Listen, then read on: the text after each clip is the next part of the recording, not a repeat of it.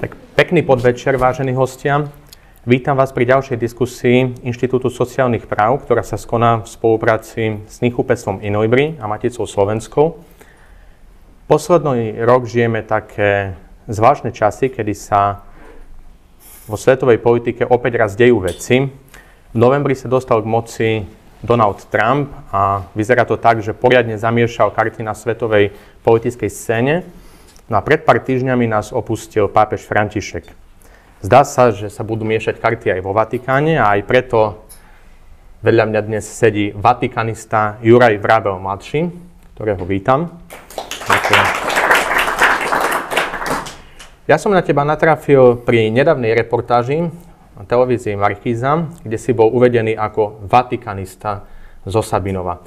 Povedz nám, ako si sa k tomuto titulu dopracoval? Tak je to trošku prísilný pojem, pretože vatikanista je človek, ktorý dennodenne číta L'Osservatore Romano a robí si analýzy. Samozrejme, tie kanály sú stále živé, ja to sledujem, ale nie až na tak častej baze.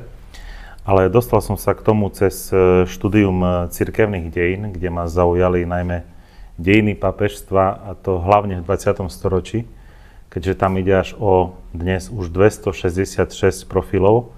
A začalo to naozaj veľmi jednoducho a nevinne. Vtedy, keď som prvýkrát videl Svätého Otca v televízii, to bolo 21. apríla 1990, kedy prišiel Jan Pavol II na pastoračnú návštevu Československa. A v tom čase som sa začal zaujímať o tieto veci, čiže je to moja síce najstaršia historická téma v mojom osobnom výskume, ale potom samozrejme prišli ďalšie, ale táto je stalica už 35. rok.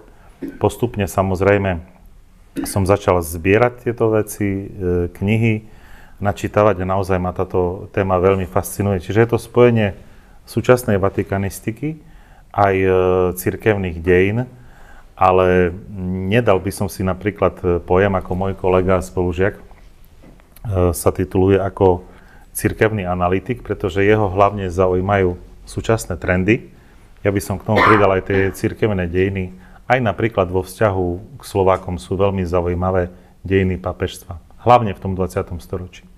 Dnes budeme hovoriť primárne o pápežovi a o voľbe pápeža, ale ja by som začal katolickou cirkvou ako fenoménom.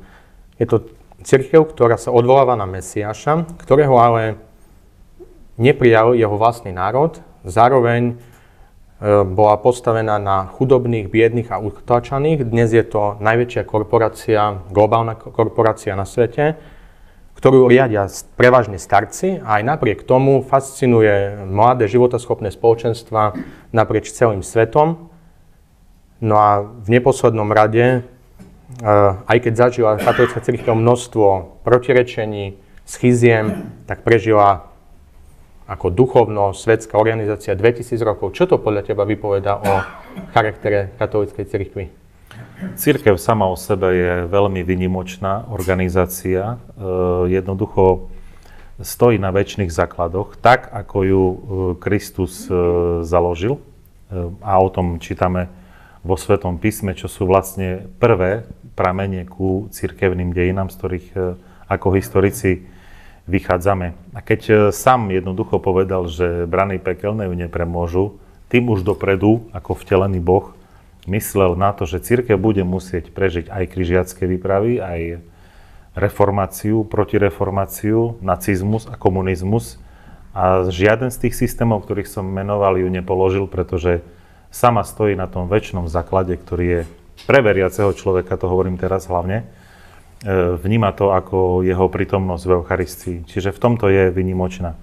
Z akého dôvodu vyvolený národ, ktorého vyvolenie hlavne spočíva v službe Bohu, keď hovoríme o našich starších bratoch vo viere o Židoch, nie na to používame ten pojem, aby oni mali nejaké privilegium sa vyvyšovať nábožensky a religiózne nad iných, ale keď z tohto národa vzišiel Mesiáš, je pomerne veľkým nešťastím, že v neho neuverili a zároveň paradoxom, pretože nikto tak spoľahlivo neovláda starý zákon ako oni sami.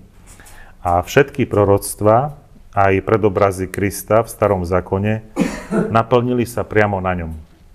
Ale myslím si, že z vlastnej pichy a k tomu, že Ježiš pôsobil revolučne na tú dobu a bol nepochopený, tak veľká časť ho neprijala.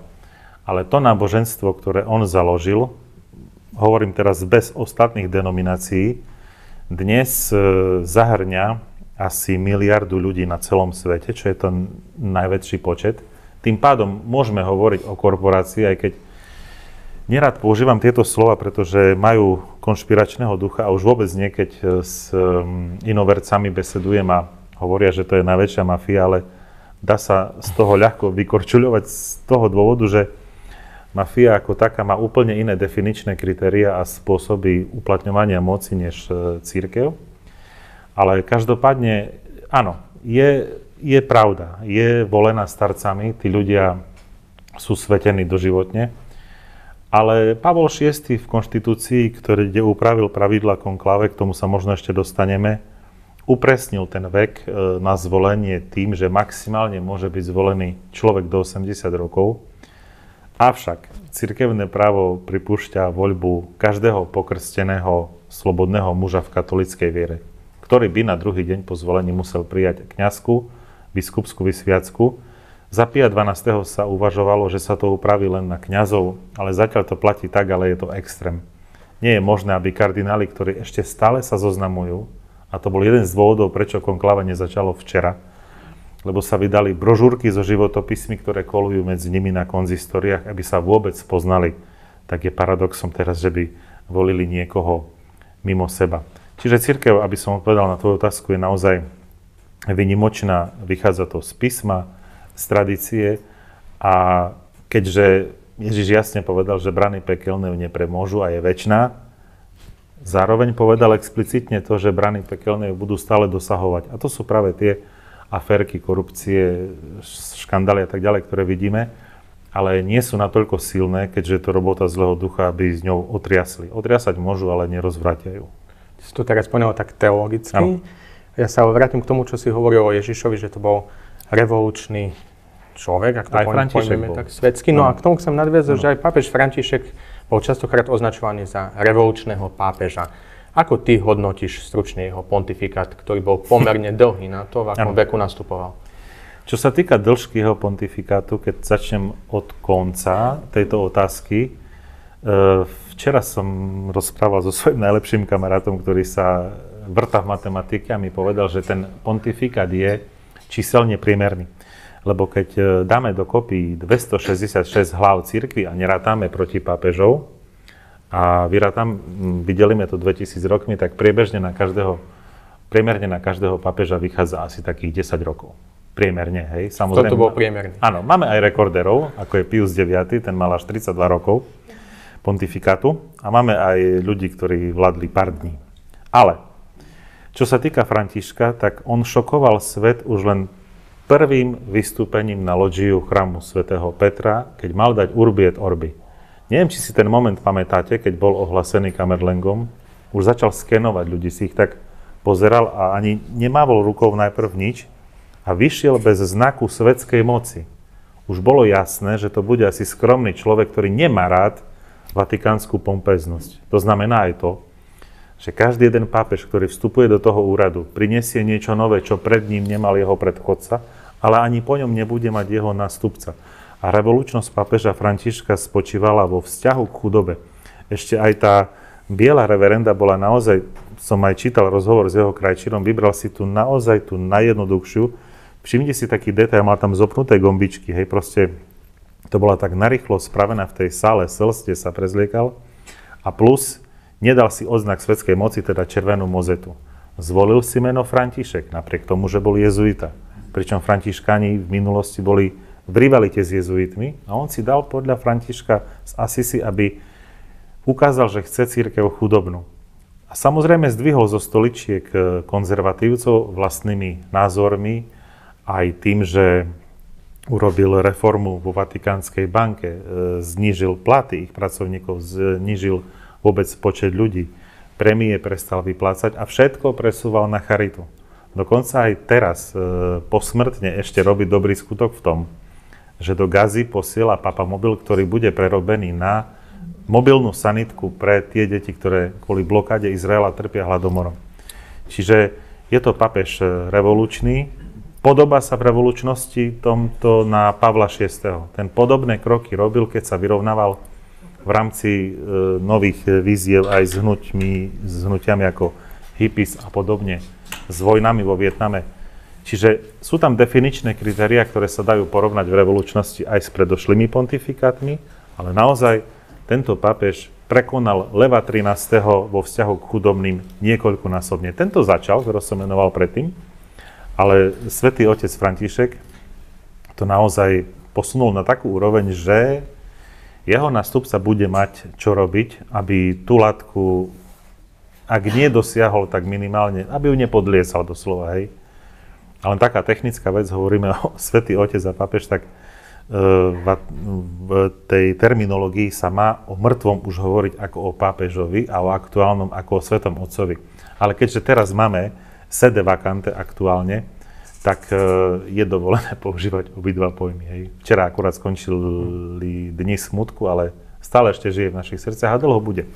Pápež František bol v prvom rade pápežom synodality, čo je taký pokus o demokratizáciu cirkvi. Cirkev je ale z princípu centralistická organizácia.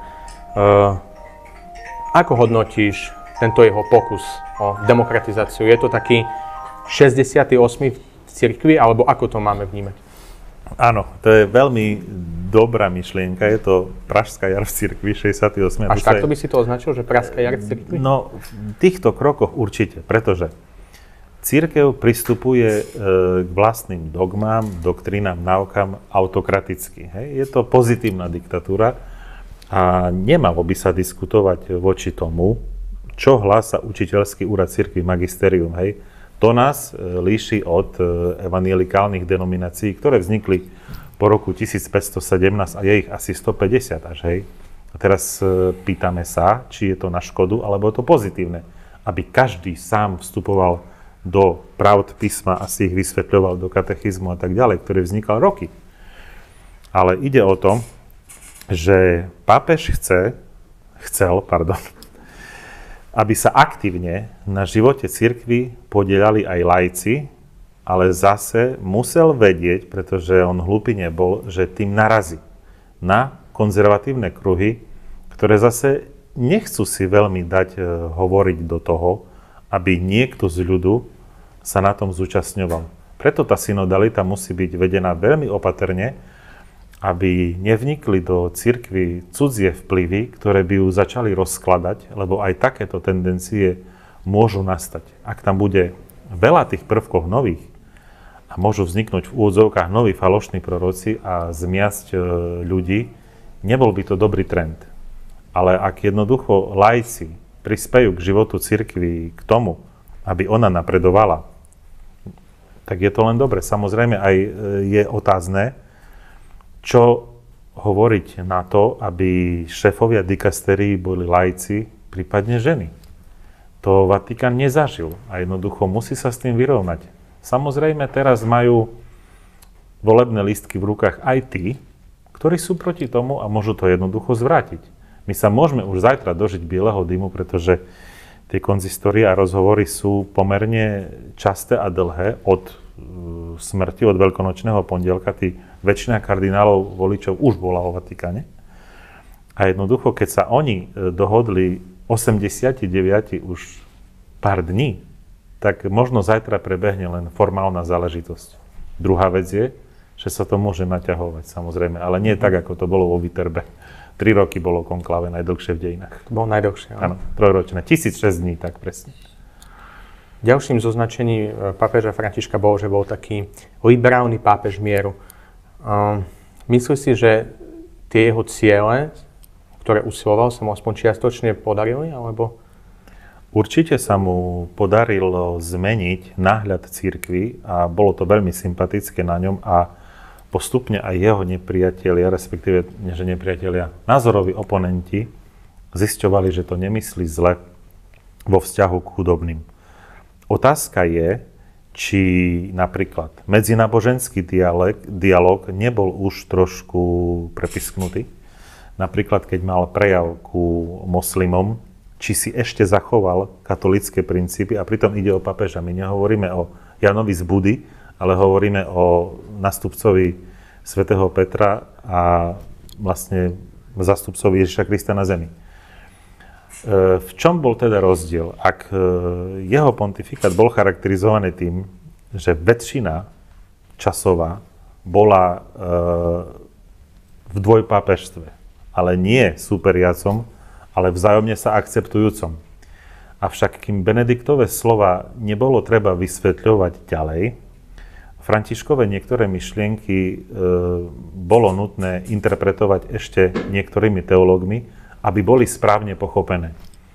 Pápež František nehlásal dogmatické blúdy, ale jeho častokrát zle citovali novinári a potom to spôsobovalo problém nielen vo Vatikáne, ale aj v mediálnej obci, čo sa dostalo aj ku veriacim, ktorí boli uvádzaní do omylu. Ale následne tieto veci boli vysvetlené a kto chcel, to pochopil, kto nechcel, tak si naschvál našiel palicu na to, aby sa mohol ďalej byť. Pápež František alias Bergoglio nastupoval do úradu za takých zvláštnych okolností po odstúpení Benedikta XVI. A v súvislosti s tým sa opäť raz vynorili také tie populárne konšpiračné teórie, ktorými je Vatikán opradený. Aj preto sme dnešnú diskusiu nazvali, že nový svetový poriadok, ale to si ešte osvetlíme, že v akom zmysle, pretože svet sa mení a nejaké poriadky sa predsa len zmenia, ale Vatikán bol vždycky spojený, či už to bolo tie záhadné knižnice pod Vatikánom alebo nejaké sprísahanie jezuitov, jednoducho vždycky vzbudzoval nejaké kontroverzie a dával podnet na vznik rôznych Da Vinciho kódov a konšpirácií. A to som sa ťa chcel opýtať ako ďalšiu otázku. Prečo podobné konšpirácie nevzbudzuje trebárs Evangelický kongres alebo nejaké autokefálne cirkvi východu, ale ak hovoríme o sprísahaniach, tak takmer vždy sú spojené s Vatikánom. Prečo Vatikán tak inšpiruje? Je to jednoduchý princíp kvôli tomu, že vo Vatikáne je nepísaným pravidlom zachovávať mlčanlivosť o vnútorných veciach. To vôbec nie je na škodu veci, pretože aj Kristus hovoril v písme, že nie všetko by ste zniesli, keby som vám to povedala hneď. Takisto sa muselo čakať veľmi dlho, pretože to mohlo poškodiť cirkvi aj ľuďom, ak by sa okamžite v čase aktuálnosti zverejnili napríklad Fatimské posolstva a opisy pekla, pretože ľudia potom by mali stavy paniky. Hej. Čiže cirkev aj učiteľský úrad musí veľmi citlivo pristupovať k tomu, čím disponuje a čo vôbec dá do obehu. Takisto nemôžete dnes prísť, a to hovorím o svetskej organizácii, na riaditeľstvo policajného zboru a vypýtať si osobné údaje tých ľudí, ktorí sú za mrežami. Tak takisto aj cirkev má právo ako svetská taktiež, nie len božská, ale aj svetská organizácia na určité veci, ktoré podliehajú mlčanlivosti. Ale konšpirátori sú charakteristickí tým, že za každú cenu väčšina tých ľudí chce získať pozornosť a vzbudiť senzáciu. Lebo tie konšpiračné teórie sú veľmi lakavé na to, aby sme im uverili. A samozrejme, v mnohých veciach, keď sa oni zle vysvetlia, pretože jadro tam je pravdivé. Napríklad o smrti Jana Pavla I. Ale až počas procesu beatifikácie boli všetky konšpiračné teórie k jeho smrti rozptýlené. Hej? Jednoducho, lebo sa začalo procesne skúmať, ako to skutočne s jeho zdravotným stavom a smrťou bolo. Napriek tomu, pred 3 týždňami som zvádzal takú besedu na YouTubeovom kanáli s jedným človekom, ktorý sa predstavil, neviem ako, že Dominik, YouTuber, influencer, a rozprával o tom, ako zavraždila katolícka cirkev svojho pápeža. No boli to, keby aspoň fakty tomu človeku sedeli, hej. Ale samozrejme sú tam tisíce zhliadnutia a tak ďalej. Ale keď som do diskuzie vstúpil, tak aj mnoho ľudí sa k tomu obratilo, lebo tam ma potom vyzval, že tak napíšte, kde som sa mýlil. Hej. Ja som tam dal 10 bodov, ktoré sa naozaj neodohrali počas toho pontifikátu.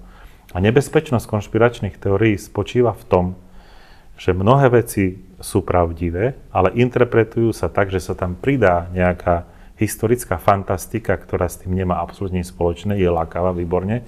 Toto chceme vidieť, počuť a takto ľudia ľahko prichádzajú do omylu. A cirkev nemá vôbec, ináč dokončím, potrebu toto nejako odsúdiť, už nemáme index zakázaných kníh z jednoduchého dôvodu. Stali by sa z toho bestsellery.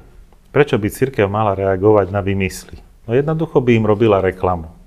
Máte si svoju pravdu kľudne, ale tá skutočná pravda sa ukáže až na konci čias. Kam všetci spejeme teda. Pred niekoľkými rokmi bol veľmi populárny seriál Young Pope s hlavnou postavou Jude Law, ktorý tam hral mladého pápeža z Ameriky, takého dosť kontroverzného, ale ten seriál vzbudil záujem aj preto, že poukázal na takú tú mystiku cirkvi, ale zároveň tých kardinálov tak poľudštil dosť. No a v súvislosti s nastupujúcou trendom deglobalizácie, s príchodom Trumpa, všetkými tými zmenami, ktoré sa tu dejú, tak by som sa ťa chcel opýtať, ako podľa teba tieto trendy ovplyvňujú voľbu pápeža a či je to fakt tak, ako v tom seriálu Young Pope, že tam je nejaká tá šedá eminencia, nejaký ten vojelo, ktorý tam vyjednáva so svetskou mocou a teraz sa dojednávajú na tom, že či sa viac prikloníme k Číne alebo proti Číne. Do akej miery súčasný svet, súčasné zmeny ovplyvňuje voľbu pápeža? Taký človek ako vojelo v tom seriáli musí byť aj vo Vatikáne z jednoduchého dôvodu. Vatikánska diplomacia je najsilnejšia na svete. A tie krajiny, ktoré majú podpísaný konkordát a majú diplomatické styky s Vatikánom, tak vždy, každoročne, keď je celonárodné stretnutie prezidenta a zastúpení diplomatických misií, tak práve vatikánsky apoštolský nuncius uvádza ostatných na toto stretnutie. Čiže uvedomujú si kardináli, sú to ľudia z mesa a kosti, že naozaj pápež je veľmi silný diplomatický hlas. Samozrejme, Stalin sa mu napríklad vysmieval v tom Piovi XII, že nemá poriadnu armádu, nemá to mať akýkoľvek vplyv a tak ďalej, ale mýlil sa samozrejme, pretože pápežské apely vedia pohnúť mysľami tých vodcov, ktorí majú kufriky a tlačítka červené. Hej, tak to poviem teraz obrazne. Žiaľ, nie vždy títo politici tie apely berú vážne.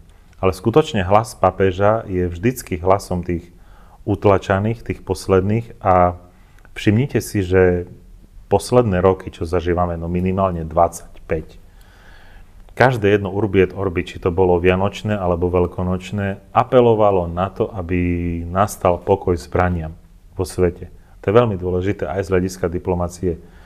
Či sa tak deje, alebo nie, je už otázka na tých, ktorí sú zodpovední, ale naozaj pápež aj prostredníctvom nunciov tlačí na príslušné vlády, aby sa tak dialo. Čiže aj súčasné konklave bude musieť vybrať nie len človeka zbožného, rozhľadeného, múdreho, polyglota. Nebolo by dôstojné, aby v dnešnej dobe pápež chodil s tlmočníkom, ani sa tak posledné roky nedeje, lebo sú pápeži naozaj jazykovo dobre podkúti. Ale dnešný svet, stojaci možno, keď to poviem teraz v tej najhoršej možnej alternatíve, na prahu 3. svetovej vojny, tak aj dnešný svet potrebuje pápeža mierotvorcu. Málo je známy fakt, že Jan 23. telefonoval, a mnohí pamätníci tu sú, ktorí si pamätajú aj kubánsku krízu, ale o tom sa nehovorí, že linka medzi Kennedym a Chruščovom išla aj cez Vatikán. A Jan 23. veľmi tvrdo apeloval na obidve strany, aby odišli od toho konfliktu, lebo hrozilo celej zemeguli zničenie. A nakoniec došlo k tomu, že naozaj sa to podarilo.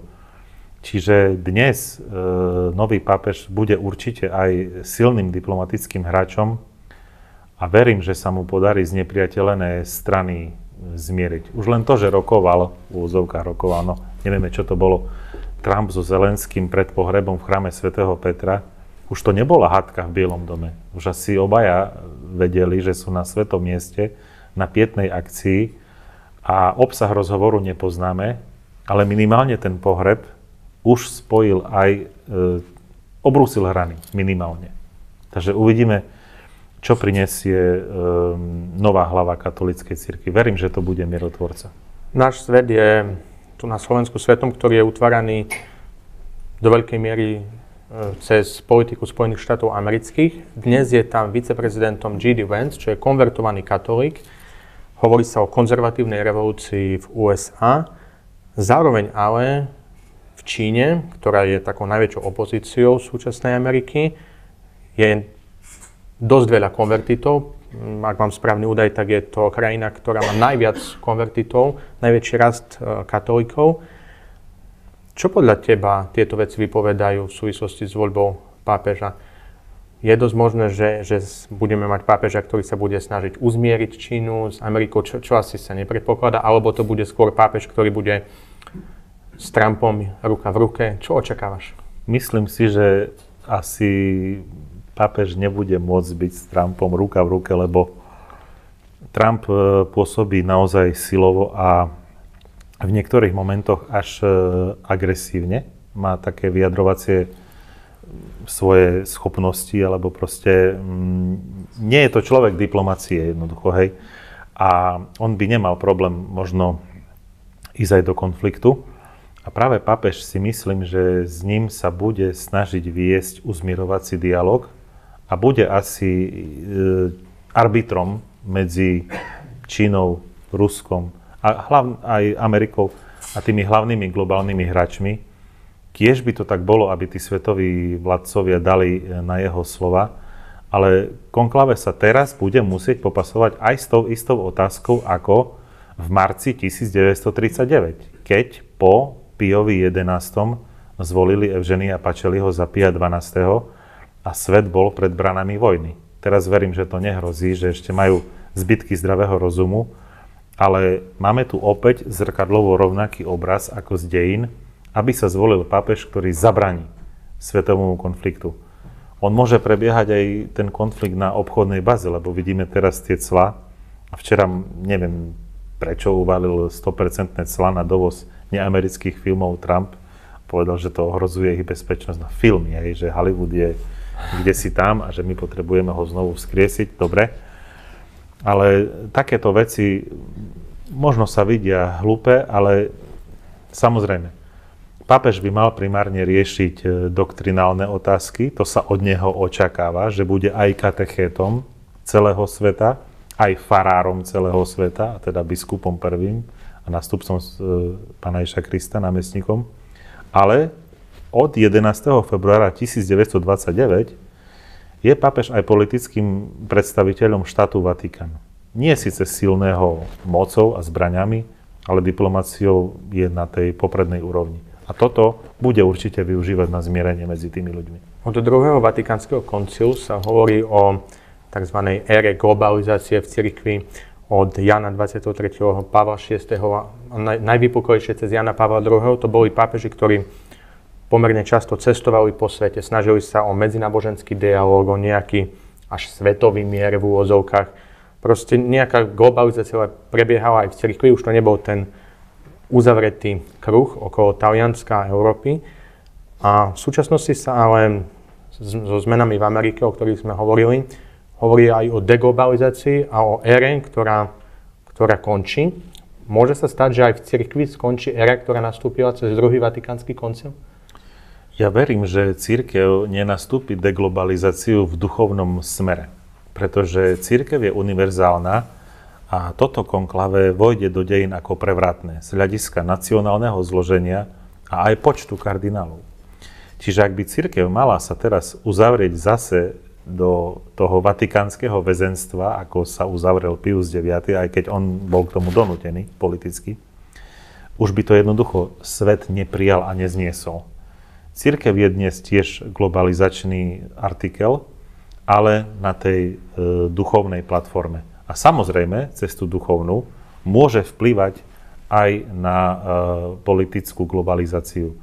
Ale či bude úspešný nový Svätý Otec, to teraz je ťažko povedať. Ide o to naozaj... Skôr som mal na mysli tie trendy, ako nejaký zmier, taká tá liberalizácia. A... Podľa toho, aký bude, pretože tie skupiny, ktoré tam vznikajú, oni sú dávno v cirkvi. To nie je novinka, že niektorí ľudia sa pohoršujú, hlavne teraz po roku 2024, po novembri, keď bol na svetlo sveta prinesený film Konklave s Ralphom Fiennesom v hlavnej úlohe, tak zo pár takých hlasov sa ozvalo, že jak je možné, že vôbec v konklave je liberálna skupinka, konzervatívna, neoliberálna, uzmierovacia medzi nimi. No oni to tam rozčesli a plus ešte, že sú aj kardináli medzi sebou rozdelení, aj národnostne. Samozrejme, tak vstupuje Taliansko s rekordom toho roku, bude mať tam 18 voličov, ale to nie sú otázky pre univerzalitu cirkvi podstatné. Oni jednoducho, nový svätý Otec sa s tým vyrovná.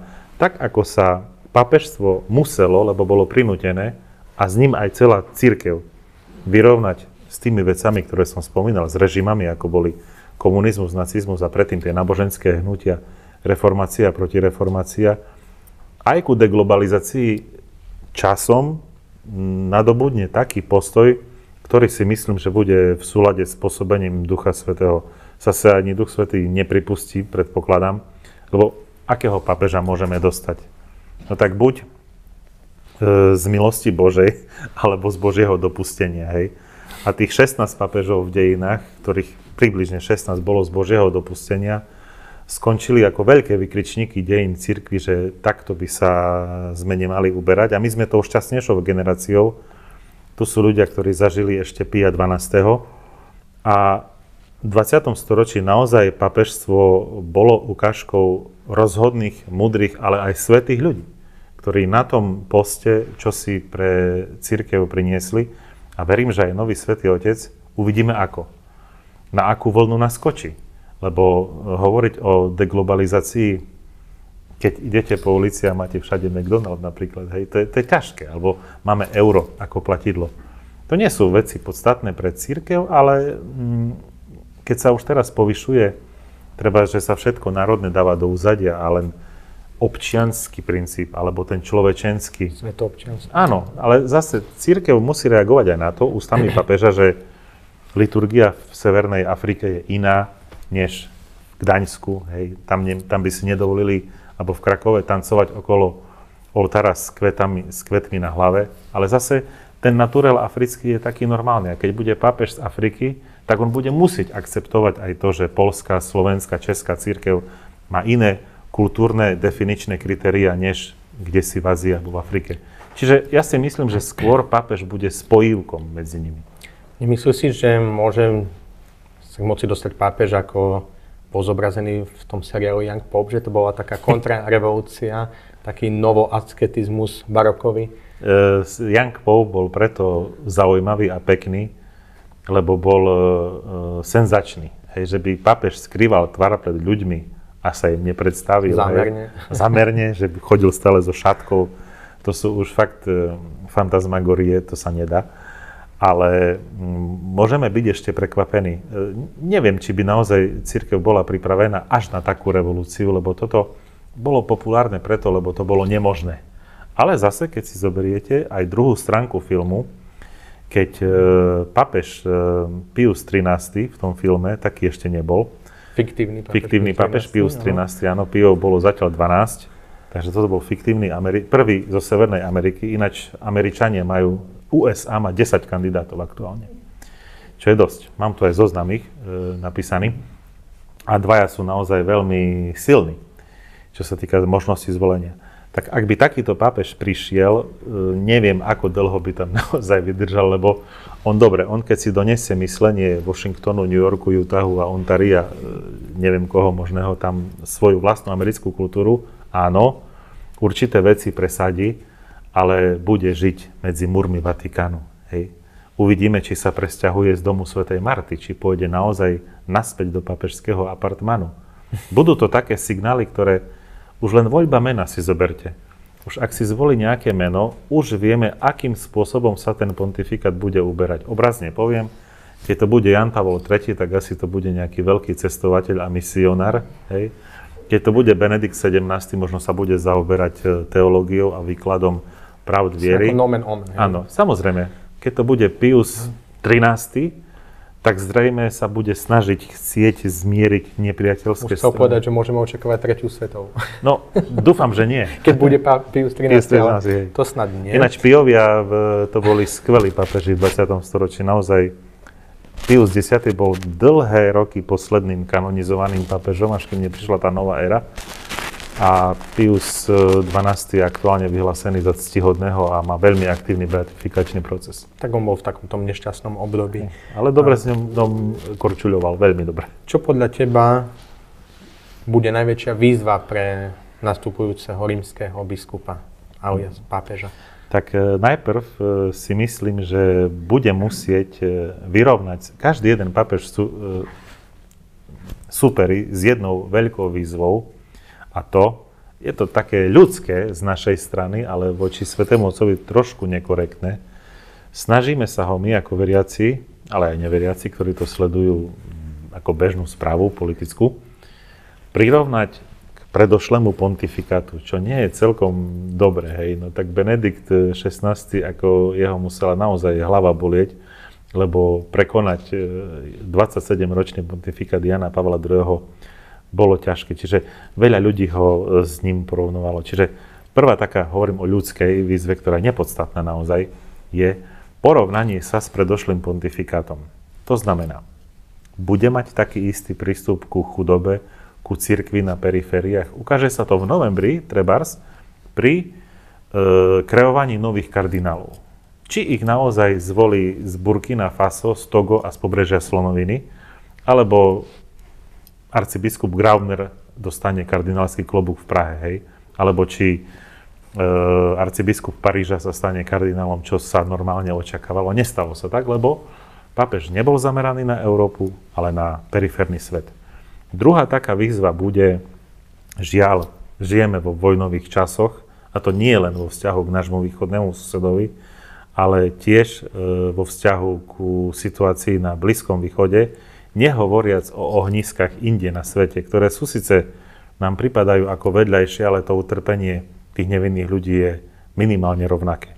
Čiže prístup k chudobným ľuďom bolo by už teraz dosť také nápadné, že by sa, nechcem povedať, že zdeklasoval, keby naspäť vrátil tie staré spôsoby financovania a poriadky, už by bol za to tak kritizovaný, že by sám asi do takýchto vecí nový Svätý Otec nemohol ísť.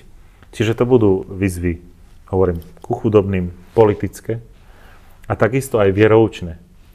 Či naozaj tie nové trendy, ktoré do cirkvi idú, či sa s nimi bude vyrovnávať ako konzervatívny človek, ktorý pripustí tento dialog a urobí nejaké ústupky, alebo bude autokratom a povie nie, tu je červená čiara a nehnevajte sa, zvolili ste si ma a tak teraz budete počúvať. Hej? Ako nehovorím, že bude takým autoritatívnym spôsobom k ním pristupovať, ale bude musieť mať rozhodné slovo aj vo veciach, ktoré sú sporné, jednoznačne. A už vôbec tým, že príjme tú voľbu, už musí byť to tak psychicky odolný človek a rozhľadený, že si musí sám už teraz, ktorí tam vstupujú zajtra 16:10 je priamy prenos, môžete pozerať na Luxe. Je to tretie televízne konklave v dejinách, čo sa týka vstupu. Tak už každý jeden, ktorý tam vstupuje, ráta s tým, že bude zvolený a musí si ten pontifikát už v hlave trošku programovať, čo urobím a čo neurobím.